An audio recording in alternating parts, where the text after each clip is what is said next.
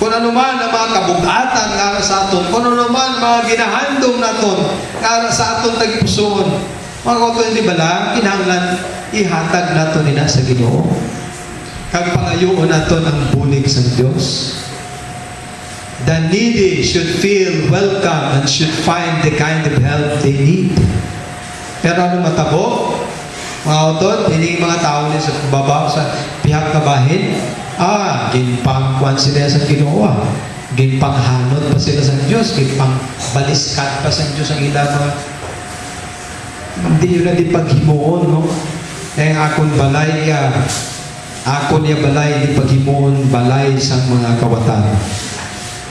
Otod, sige, silindri. It is good to come to the temple when Christ is there.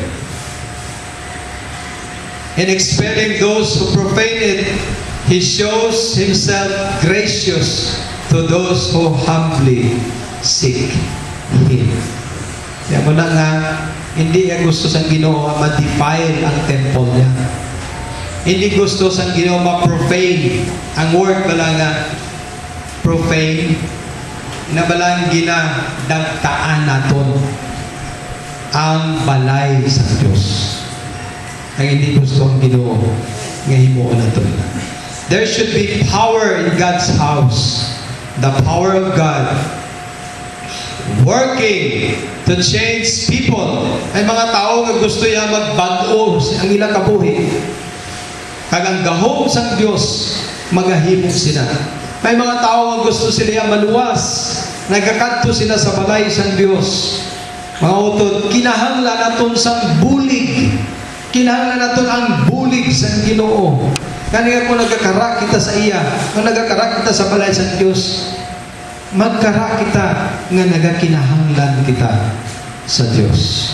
If we have problem, broken-hearted, frustrated, burden, ang Diyos ay nagasiling, kari ka mo, kamutan na ng ginabudlayan, kaginabugatan, kay papahuwayo ko ka. Kinahanglan, mabuligan ka sa Ginoo. Ang Ginoo concerned sa atong mga problema. Ang Ginoo nagakamalaka sa aton, di ba? 1 Peter 5:7, casting all your cares upon Him, for He careth for you. Kung minsan lang kita silang, why kaya problema? Mga utod sa Ginoo, may mga problema. Kag nagakinahanglan kita sa bulig sa atong Ginoo. God is willing, more than willing, nga magabulig sa aton. Kamo na yung gusto sa Ginoo.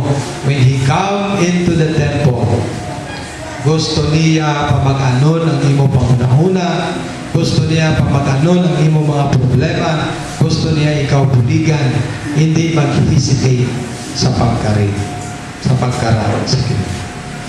Last, verse number 15, sa nakita sa mga priest kag sa mga scribe ang makatilingalang abutan nga ginhimo niya, kag ang mga kabataan nagsiningit sa templo and saying, Hosanna to the Son of David, they were sore displeased.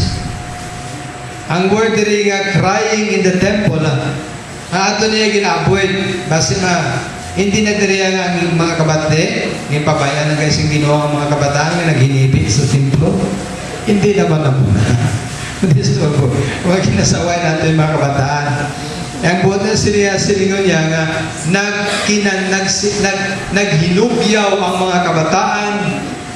Upo dira, ara sila sa templo, mga kabataan naghinugyaw, kag nagsiningit sila, Hosanna! Hosanna to the Son of David! Ang word niya, Hosanna, God save. God save. No? They were sore displeased. Ini mga tao ini mga scribes, mga Pharisees, mga priests, na displeased sila. And He said, no, sila nila, nabatian mo na ang hambal sila mga tao, nila, pahipusa ina sila. At ulit yung na-determine nga, they said to him, hearest thou what this say? Ang ginahambal nila sa iyo, nabatian mo na? Ang ilabot sa yung pahipuson mo. Sa isa dira ka text, sa isa dira ka, sa iya sila nga ginatawag naton nga parallel. Amo nang ilagid ka man, pahipusay na sila. Sila isang ginuuya sa ila. Wala ka ba na nakabasa nga sa baba sa mga kabataan, kag mga nagasuso, magadayaw, mahimpit ang pagdayaw sa templo.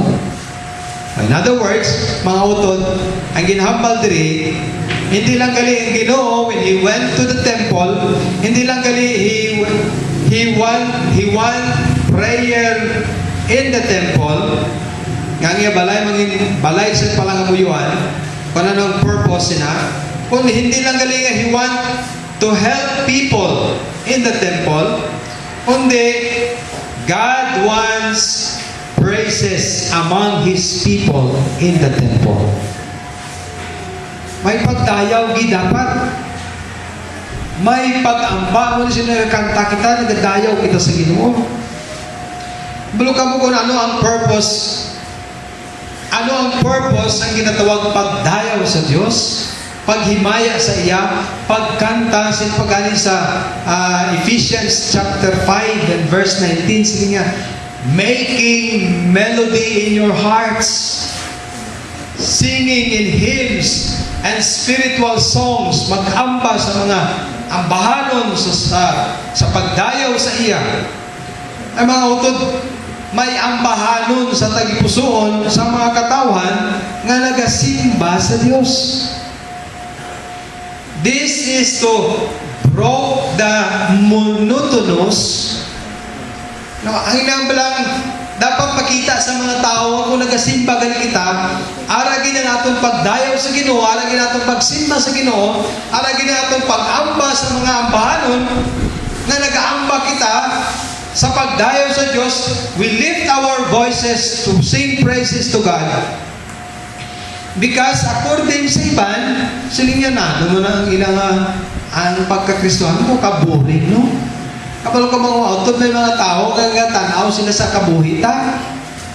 Nga, pagtanaw nila sa kabuhita, nga, kapag kakristuhanon tao, wala lagi. Ano, apik, ginapakita, tama mo?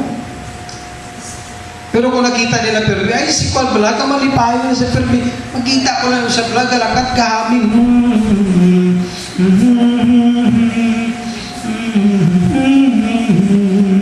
Bisa nag-ubra ka lang, bisan